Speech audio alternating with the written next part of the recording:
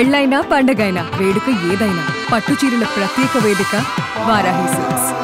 నమస్తే, నేను Keshav. Welcome to Suman TV. Allu Arjun arrest ఉదంతం వెనుక అసలు ఏం జరిగింది? తెలంగాణ ముఖ్యమంత్రి రేవంత్ రెడ్డి చేసినటువంటి కామెంట్స్ పైన ఇప్పుడు సినిమా వర్గాలు, ఇటు రాజకీయ వర్గాలు కూడా దుమ్మెత్తిపోస్తున్నటువంటి పరిస్థితి ఉంది. రేవంత్ వాదనలో నిజమెంత, బలమెంత?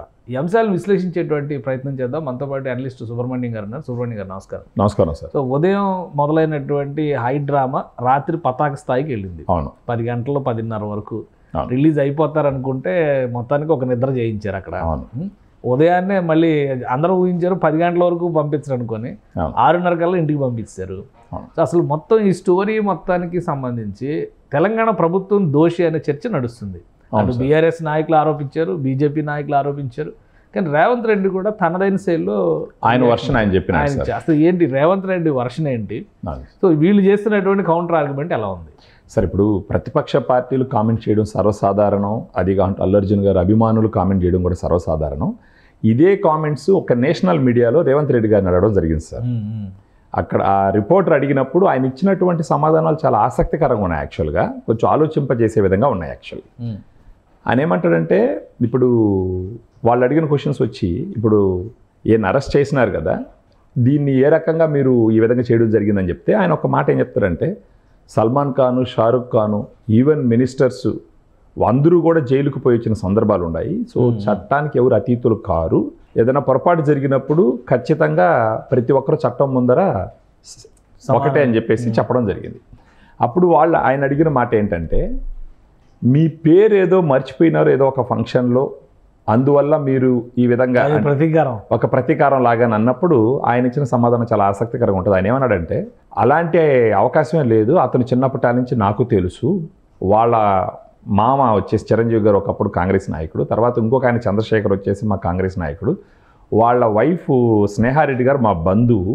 సో మాకు తెలియకుండా ఉండే సిచ్యువేషన్ ఏం లేదు, అలాంటిది ఏం లేదు, దాన్ని మీరు అలా చూడొద్దు. జనరల్గా జరిగిన ఇన్సిడెంట్ మీరు ఇన్సిడెంట్గా చూడాలి. కారణం ఏంటంటే, ఆ ప్రీమియర్ షోస్ వేసుకోవడానికి మేమే పర్మిషన్ ఇచ్చినాము. ప్రతి ఒక్కరు వెళ్ళి సినిమా చూడొచ్చు. కారులో వెళ్ళి సినిమా చూసేసి వచ్చేసి ఉంటే ఏ సమస్య వచ్చి ఉండదు. ఈయన కారులో వెళ్తూ పబ్లిక్కి చేతులు ఊపడము ఇవన్నీ చేయడం వల్ల అక్కడ కంట్రోల్ లేకుండా పోయింది. అందుకనే ఇన్ని A11గా పెట్టినావే కానీ A1గా పెట్టలేదు. అది ఎప్పటి నుంచి అరెస్టులు జరుగుతున్నాయి. ఆ క్రమంలో పోలీసులు వెళ్ళినారు, ఆయన తీసుకొచ్చినారు, తర్వాత స్టేషన్కి తీసుకొచ్చినారు, కోర్టుకి అప్లై చేసుకున్నారు, కోర్టు నిర్ణయం కోర్టు ఇచ్చింది. అదంతా ప్రాసెస్. అది మీరు దీన్ని ఇంత ఇష్యూ ఎందుకు చేస్తున్నారు అని చెప్తూ ఆయన ఒక మాట అడిగినాడు. ఇప్పుడు ఈయన సెలబ్రిటీ కాబట్టే మీరు ఎంత ఇదిగా మాట్లాడుతున్నారా? ఇప్పుడు అక్కడ ఒక ఆడ మనిషి చనిపోయింది, వాళ్ళ అబ్బాయి 9 సంవత్సరాల బాబు ఇంకా హాస్పిటల్లో కొట్టుమిట్టాడుతున్నాడు. వాళ్ళ గురించి మీరు ఎందుకు మాట్లాడరు?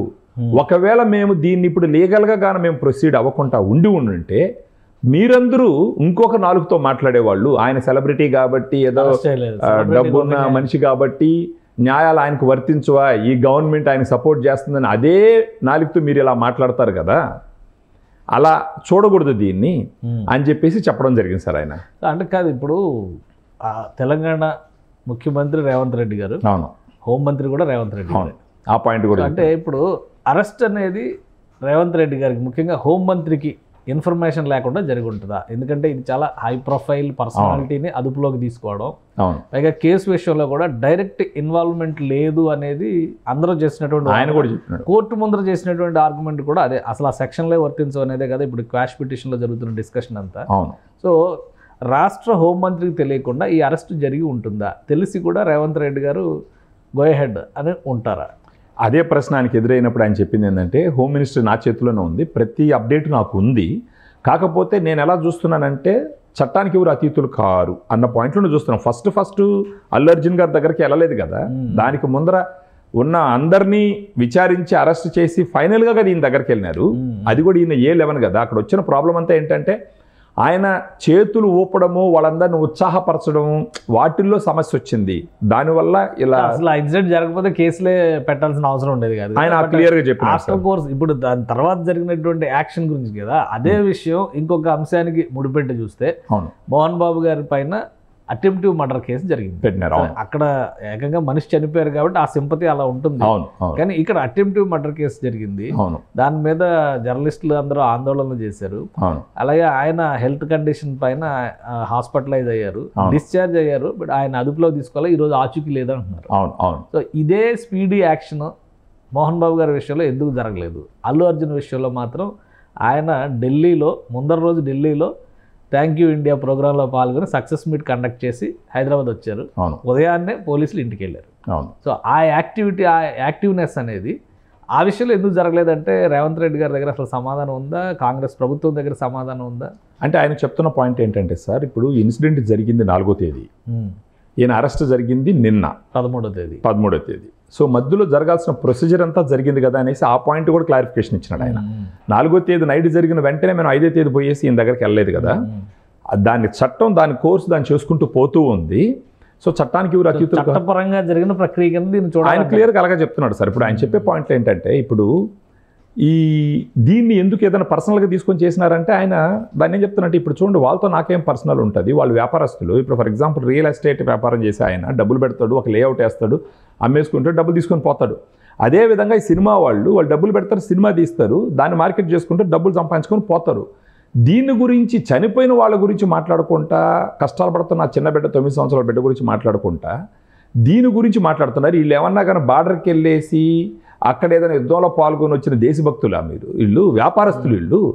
వీళ్ళని ఎందుకు మీరు అంత సపోర్ట్ చేసి మాట్లాడతారు? ఎందుకు ఆ చనిపోయిన గురించి మాట్లాడరు? వాళ్ళకి ఏమి సపోర్ట్ చేస్తామో, వాళ్ళకి ఏ విధంగా అండదండలు ఉంటామో అని మాట్లాడరు ఎందుకని అని చెప్పడం. దాంతోపాటు ఈయన అనడం, మేము ఒకవేళ ఈయన్ని వదిలేసి ఉంటే దాని గురించి మీరే అయితే మాట్లాడతారు అనేసి చాలా మెచ్యూర్డ్గా డిస్కషన్ జరిగింది.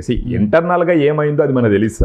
మీ అభిప్రాయం ఏంటి? ఇప్పుడు ఇన్సిడెంట్ మొత్తంలో రేవంత్ రెడ్డి గారి ఆర్గ్యుమెంట్ని ప్రజలు కన్విన్స్ అవుతారని అనుకోవచ్చా? లేదంటే ఈయన అనవసరంగా విపక్షాలకు ఒక అవకాశం ఇచ్చారా? ఇప్పుడు అరెస్ట్ చేయకపోతే పెద్ద రాద్ధాంతం జరిగేటువంటి ఇప్పుడు నంద్యాలలో ఆంధ్రప్రదేశ్లో జరిగిన కేసు కంటే అది ఇంకా సివియర్ కదా. అక్కడ జరిగిన అంటే ఇక్కడ మనిషి చనిపోయారు, ఇక్కడ కాదంటలేదు. బట్ ఆ కేసుని చాలా సీరియస్గా తీసుకున్నారు కదా అప్పుడు. బట్ అందులోనే నోటీసులు ఇచ్చి మళ్ళీ ఈయన కోర్టుకి వెళ్ళి క్వాష్ పిటిషన్ క్లియర్ అయ్యే వరకు వెయిట్ చేసి కోర్టు కొట్టేమనగానే ఆయన రిలీఫ్ వచ్చిన పరిస్థితి ఉంది. ఇక్కడ మాత్రం అలా జరగలేదు అనేటువంటి అభిప్రాయం ఉంది. ఇప్పుడు రేవంత్ రెడ్డి గారికి దీనివల్ల ప్లస్ అయిందా, మైనస్ అయిందా? సార్ 2 రకాలుగా చూడాలి సార్. ఎటొచ్చి అల్లు అర్జున్ గారి అభిమానులు కానీ ఈయన వ్యతిరేకులు కానీ కేవలం అల్లు అర్జున్ గారిని అరెస్ట్ చేసిన పాయింటే పదే చెప్పి ఈయన్ని దోషిగా చిత్రించాలని ప్రయత్నిస్తారు. ఇప్పుడు రేవంత్ రెడ్డి గారి పాయింట్ ఆఫ్ వ్యూలో చూస్తే ఒక ఆడ మనిషి చనిపోయింది, 2 బిడ్డలు అనాథలైనారు, దాని గురించి మీరు ఎందుకు మాట్లాడట్లేదు అన్న పాయింట్ కనుక కన్సిడర్ చేస్తే ఒకరోజు ఈయన్ని ఇబ్బంది పెట్టింది పెద్ద ఇష్యూగా కన్సిడర్ చేయాల్సిన అవసరం లేదు సార్. దీనివల్ల మంచిగా జరుగుతుంది. ఫర్ ఎగ్జాంపుల్ ఓకే ఆయన అయితే అడ్వాంటేజ్ ఇది చాలా మైలేజ్ కదా. ఇప్పుడు ఆయన 1 డే 12 hours ఉన్నారు ఆయన అల్లు అర్జున్ గారు. కానీ బయటకు వచ్చినాకైతే ఆయన చేస్తున్న న్యాయ పోరాటానికి మద్దతు కూడా పెరుగుతుంది కదా. మద్దతు పెరుగుతుంది. ఒక రకంగా ఇది ఏంటంటే ఇప్పుడు వన్ డే ఆయన్ని ఇబ్బంది పెట్టినప్పటికీ ఈవెన్ అల్లు అర్జున్ గారికి కూడా ఇది ఒక లెర్నింగ్ పాయింట్ గానే చూడాలి. ప్రతి ఒక్కరు లెర్నింగ్ పాయింట్ గానే చూడాలి దీన్ని యాక్చువల్గా. కానీ అక్కడ చనిపోయింది, ఒక ఆడ మనిషి చనిపోయింది, ఒక బిడ్డ ఇబ్బంది పడుతున్నాడు అనే పాయింట్ ఆఫ్ ఇదిలో చూస్తే మాత్రం రేవంత్ రెడ్డి గారు చేసింది పూర్తిగా తప్పని మనం చెప్పలేము యాక్చువల్గా. ఆయన ఏమంటాడంటే పోలీస్ వ్యవస్థ, హోమ్ మినిస్టర్గా నేనేం చేయాలో అది చేసినాను, అల్టిమేట్గా కోర్టులు డిసైడ్ చేస్తాయి. ఇప్పుడు కోర్టు ఇచ్చినారు, వాళ్ళు బయట వెళ్ళినారు. సో దీంట్లో నాకేముంది, నేను కావాలని చేసింది ఏముంది అనేది పాయింట్ అది. సో మనం 2 యాంగిల్లో చూసినామంటే ఇది కరెక్టే, ఆయన చేసింది కరెక్టే, ఈ చనిపోయిన విషయం కూడా కన్సిడర్ చేయాలి యాక్చువల్గా. రైట్. థ్యాంక్ యూ సుబ్రహ్మణ్యం గారు. ఇది తెలంగాణ ముఖ్యమంత్రి ఇచ్చినటువంటి రియాక్షన్. ఒక ఆయన సుమన్ టీవీలో మీ పర్సనల్ అండ్ బిజినెస్ ప్రమోషన్స్ కోసం కింది నెంబర్కి కాంటాక్ట్ చేయండి.